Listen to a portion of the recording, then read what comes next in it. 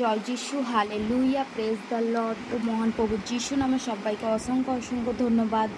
তো যিশুর আলো চ্যানেলে তোমাদের সবাইকে স্বাগত জানিয়ে তো আরও আবার ঈশ্বরের একটি বাক্য নিয়ে তো সবাইকে জয় যিশু, হালেলুয়া। তো আজকের বাক্য গীতসংহিতা ৮৮ অধ্যায়, তো বাক্যটি পাঠ করব।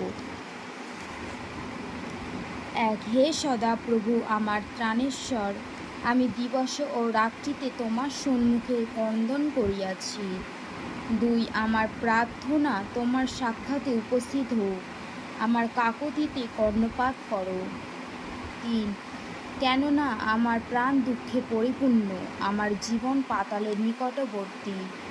৪ আমি গর্তগামীদের সহিত গণিত, আমি নিঃশক্তি মনুষ্যের সমান হইয়াছি।